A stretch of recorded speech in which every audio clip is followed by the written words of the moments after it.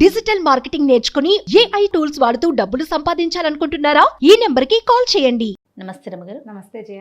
రమగారు, మనకి కామెంట్స్లో కొన్ని ప్రశ్నలు వస్తూ ఉంటాయి కదా. ఒక పర్సనల్గా వచ్చిన ఒక ప్రశ్న అండి ఇది, కామెంట్లో వచ్చింది కాదు యాక్చువల్గా. మనం ఎక్కువగా ఇష్టపడే వాళ్ళు మనల్ని దూరం పెడుతూ ఉంటారు. అప్పుడు అసలు మనం ఏం చేయాలి? వాళ్ళ కోసం ఇంకొంచెం ఏదైనా ప్రయత్నాలు చేయాలా, లేకపోతే ముందుకు సాగాలా? ఏం చేయమంటారు అనేది ఒక పర్సనల్ క్వశ్చన్ అనమాట ఇది. ఇది ప్రతి వాళ్ళకి జీవితంలో ఎప్పుడో ఒకప్పుడు ఎదురవుతుంది జయ. అవును రమగారు. మనం చాలా ఇంపార్టెన్స్ ఇస్తాం ఒకళ్ళకి, వాళ్ళకి మనం అంత ఇంపార్టెంట్ కాదని ఏదో ఒక సిచ్యువేషన్లో మనకు తెలిసిపోతుంది. అంటే కొంతమంది ఎలా ఉంటారో చెప్పినారు రమగారు, వాళ్ళ అవసరం ఉన్నంత వరకు బాగుంటారు. మనం చాలా ఇంపార్టెంట్ అనేది క్రియేట్ చేసుకుంటారు. ఎప్పుడైతే వీళ్ళతో మనకు అవసరం లేదు అని థాట్ వస్తుందో మొహం కూడా చూడరు, మొహం కూడా చూడకుండా అయిపోతారు. ఇవి కొంతమంది ఉంటారు, ఇలా డిపెండెన్సీ ఉంటుంది జయ. వాళ్ళతో రోజు మాట్లాడాలి, తరచూ కలవాలి, ఎప్పుడు మాట్లాడుతూ ఉండాలి, ప్రతి దాంట్లో వాళ్ళ సలహానే తీసుకోవాలి, అన్ని షేర్ చేసుకోవాలి. ఇట్లాంటి ప్రాక్టీస్ ఉంటుంది.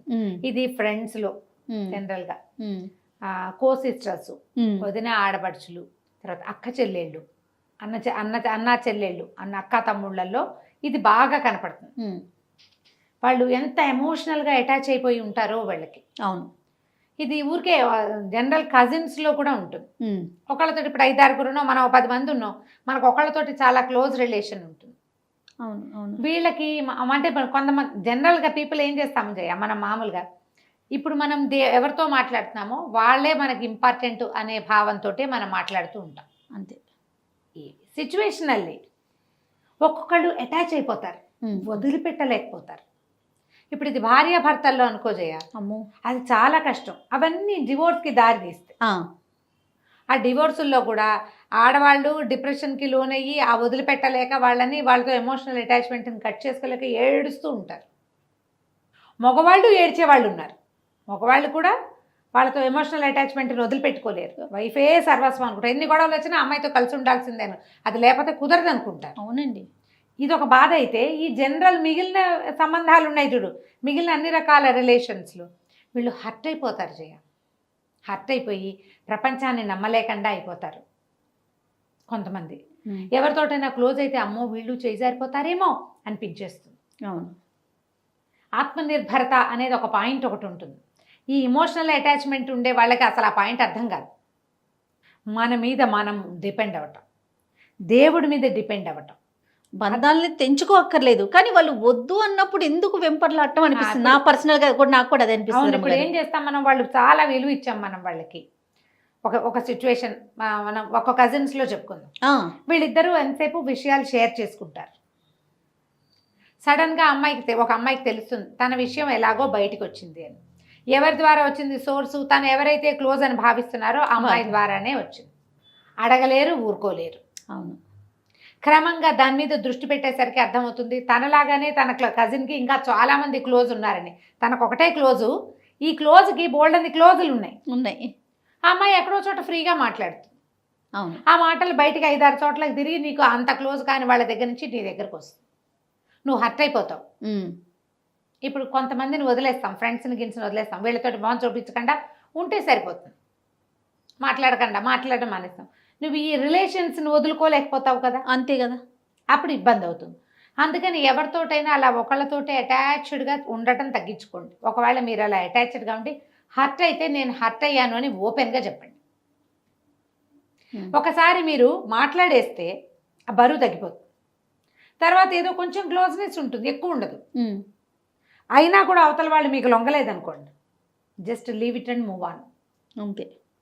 జీవితంలో ముందుకెళ్ళాలి. ఇది భార్యాభర్తల విషయంలో కూడా అంతే చేయ. అవతల వాళ్ళు నీకు ఏ విలువ ఇవ్వరు, నిన్ను తమకి వద్దంటున్నారు అంటే వాళ్ళ కోసం వెంపర్లాడద్దు. ముందు నీకు నువ్వు టాప్ ప్రయారిటీ అనేది నువ్వు తెలుసుకో. వీళ్ళ కోసం ఆలోచించి డిప్రెషన్స్లోకి వెళ్ళిపోయి, హ్యాబిట్స్లోకి వెళ్ళిపోయి బాధపడి, అంటే రిలేషన్ బట్టి ఉంటుందంటారా? డెఫినెట్. ఇఫ్ ఎనీ రిలేషన్ అంటున్నారా? రిలేషన్ని బట్టి మన అమ్మ నాన్న, మన సొంత అక్క చెల్లి అన్నదమ్ములతోటి వచ్చింది, మాట్లాడేసుకుని దాన్ని అక్కడ సర్దుబాటు చేసుకుని మనమే ఒక అడుగు ముందుకేసి సర్దుబాటు చేసుకోండి. దాని తాలూకు నొప్పి ఉంటుంది. మొదట్లో చాలా బాగా నొప్పిగా ఉంటుంది, క్రమంగా నొప్పి తగ్గుతుంది, ఒక డాటర్లే ఉంటుంది, ఉంచుకోండి, ఏం పర్వాలేదు. అంతే. హ్యూమన్ రిలేషన్స్ ఇలాగే ఉంటాయి. క్రమంగా ఇది బయటకు విస్తరించండి. మన సంబంధాలు బయట ఉంటాయి, మన కజిన్స్ తోటి, ఫ్రెండ్స్ తోటి, రిలేటివ్స్ తోటి, అక్కడి నుంచి ఆఫీస్ కొలీగ్స్ తోటి. అంతే. ఇలాంటప్పుడు వీళ్ళతోటి కూడా కడిగేయండి, తెంచేసేయండి, అంతే. మూవ్ ఆన్ అయిపోండి లైఫ్లో. ఇలా వాళ్ళెవరో నిన్ను హర్ట్ చేశారని నువ్వు హర్ట్ అయిపోయి ఎక్కడ ఏది ఆగదమ్మా దేనికోసము. నువ్వు వద్దన్నా రాత్రి అవుతుంది, వద్దన్నా పగలైపోతుంది. అంతే కదండి. నువ్వు వద్దన్నా రోజులు గడిచిపోతాయి. నువ్వు ఏడుస్తూ దిగులు పడుతూ బాధపడుతూ ఇక్కడే నుంచుంటావు. మనం వద్దు అనుకుని అక్కడే ఆగుతాం. వద్దనుకున్న వాళ్ళు నీతోటి నార్మల్గా ఉంటే వాళ్ళ దారిని వాళ్ళు నడిచి వెళ్ళిపోతూ ఉంటారు. నువ్వెందుకు అక్కడే ఆగిపోవటం? స్టాగ్నేటెడ్ వాటర్ వాసన వస్తుంది. ఎంత దిగాలుగా అయిపోతారు, ఏడుపు గుట్లు అయిపోతారు, ఆరోగ్యాన్ని పాడు చేసుకుంటారు, వాళ్ళ చుట్టూ ఉన్న రిలేషన్ని చెడగొట్టేసుకుంటారు. ఇప్పుడు వైఫ్ అనుకోండి, తనకి ఏదైనా ఇబ్బంది అంటే హస్బెండ్ కానీ, పిల్లలు, అత్త, మామ, అమ్మ, నాన్న, మొత్తం టోటల్ రిలేషన్ కొలాప్స్ అయిపోతుంది రమ్మగారు. ఒకసారి మూడో వ్యక్తుల ప్రమేయం వల్ల కూడా, ఇద్దరు ఫ్రెండ్స్ అంతా బాగుంటుంది, ఒకళ్ళ కోసం ఒకళ్ళు ఏదో ఒకటి చేసుకుంటారు కూడా. మూడో మనుషులు ఏవో మాట్లాడితే వీళ్ళల్లో ఒకళ్ళకి ఆ మూడో వాళ్ళ మాటల మీద ఇంట్రెస్ట్ కలిగి ఉంటుంది. దాన్ని నమ్మి తమతోటి ఉన్న ఫ్రెండ్స్ని వదిలిపెట్టేసుకుంటారు. అవునండి, అవునవును. అవి కూడా హర్టింగ్ గానే ఉంటాయి జయ. అసలు ఆ గాయాలు ఎప్పటికీ పోవడం. అసలు నాకైతే ఆ చెప్పే వాళ్ళని ఏం చేసినా పాపం అనిపిస్తుంది. నిజం రమ్మగారు, వాళ్ళకేం రాదు దానివల్ల. మీరు చెడిపోతారు కదా. ఇప్పుడు నేనేమంటానంటే చెప్పేవాళ్ళు 100 చెప్తారమ్మా, వినేవాడు చెప్పమన్నాడు శ్రీపాద సుబ్రహ్మణ్య శాస్త్రి గారి కదా. గుండెలు చెప్పేవాడివి కాదు, వినేవాడి చెవులు కొయ్యాలి ముందు. అంతే. వినేవాళ్ళు సరిగ్గా ఉండాలి.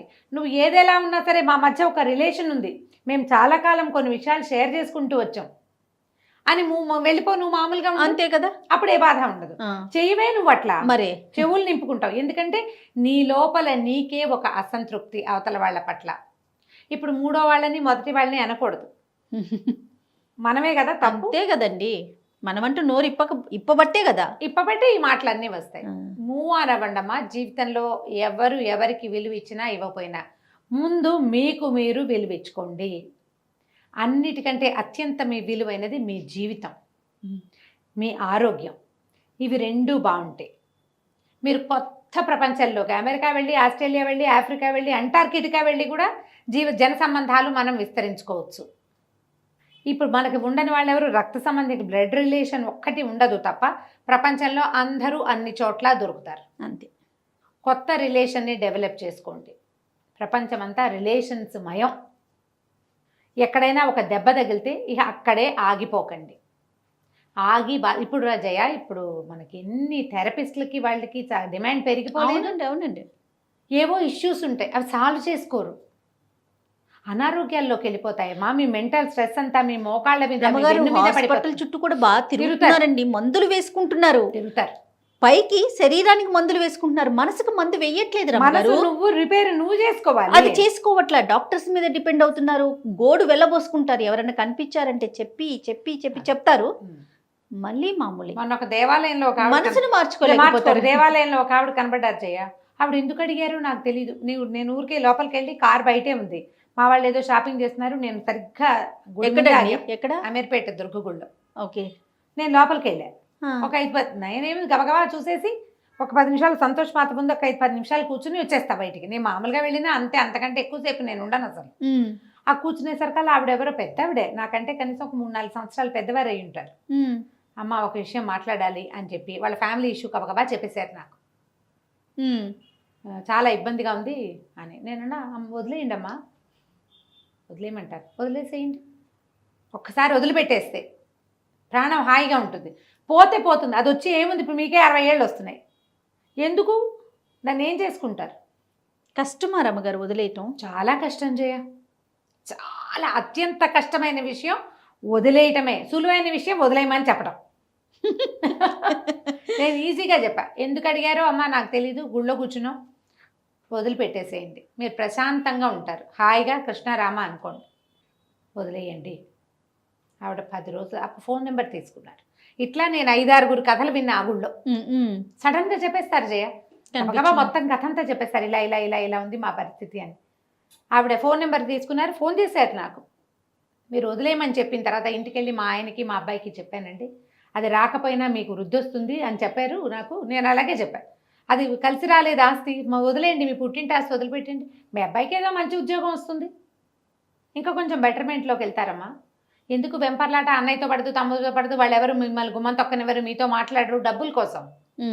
వేదేవ డబ్బు పుసుకుని కళ్ళు మూసామంటే డబ్బు లేదు గిబ్బు లేదు, మరి. మనం ఒకళ్ళమే పోతాం అన్ని ఇక్కడ వదిలిపెట్టుకుని. ఆవిడ చక్కగా మంచి వజ్రాలు గిజ్రాలు వేసుకుని బాగున్నారు డైమండ్స్ తోటి మంచి. ఫోన్ చేశారు 10 రోజుల తర్వాత, మా అబ్బాయి మా ఆయన కూడా సమాధాన పడిపోయారమ్మా, మేము బెంగళూరు షిఫ్ట్ అయిపోవాలని అనుకుంటున్నాము, అక్కడ ఏదో బిజినెస్ ప్లాన్ ఆలోచిస్తున్నాడు, చాలా మంచి బయర్స్ కూడా చాలా మంచి వాళ్ళు దొరికారు ఇక్కడ ఆస్తికి మాకు. పోనీలే, గుళ్ళో డిసైడ్ అవ్వండి అంతే. మీ అంతటా మీరు, లేదా ఎవరిదైనా ఒక్క సహాయం తీసుకోండి, 100 మందికి చెప్పకండి మీ కష్టాన్ని, ఒక్క సహాయం తీసుకోండి. ఇది ప్రధానం అండి. ఇప్పుడు సమస్యల్లో ఇదొక కొత్త సమస్య. 10 మంది చెప్పి 10 రకాల ఆన్సర్లు, ఏది చెయ్యం మళ్ళీ ఫైనల్ గా, ఏం చెయ్యం, మళ్ళీ మన ఏడుపు ఏడవటమే. లేదా మీ మనసు మాట వినండి, మూవ్ ఆన్, అంతే. మీకు విలువ లేని చోట పారిపోవద్దు, తప్పుకోండి. అమ్మాయిలు అబ్బాయిలు కూడా చూడండి రమ్మగారు, నాకు వద్దు ముర్రో అన్నా సరే వదిలిపెట్టరు. అమ్మాయిలు అలానే ఉన్నారు, అబ్బాయిలు అలానే ఉన్నారు, నాకు కావాల్సిందే అంతే. వాళ్ళు చీపెట్టినా సరే సిగ్గుపడరు. ఏంటో మరి ఈ బొమ్మ నాదనిపిస్తుంది, అంతే. ఆ బొమ్మ నాది కాన్సెప్ట్ నుంచి బయటికి రారు, అవతల వాళ్ళు మనుషులు అని అనిపించింది. నేనేమంటానంటే పారిపోయి పరిగెత్తి సమాధాన పడద్దమ్మా, తప్పుకోండి, జస్ట్ వదిలేయటం ఎలాగో ప్రాక్టీస్ చేయండి. మనకి ఇంకో కొత్త దారి కనిపిస్తుంది కదా, గ్యారంటీగా కనిపిస్తుంది. జీవితం ఎప్పుడు దారులు తెరుస్తూనే ఉంటుంది, నువ్వు చూడాలంతే దాన్ని, కళ్ళు పెట్టాలి, నువ్వు కళ్ళు పెట్టాలి. దీని మించి నీ దృష్టి మరల్చి బుద్ధిని నీ దారి వైపుకి మళ్ళీ ఇచ్చావంటే 100 దారులు కనపడతాయి. సూపర్, శభాష్, సూపర్ రమ్మగారు. నమస్తే. సుమన్ టీవీలో మీ పర్సనల్ అండ్ బిజినెస్ ప్రమోషన్స్ కోసం కింది నెంబర్కి కాంటాక్ట్ చేయండి.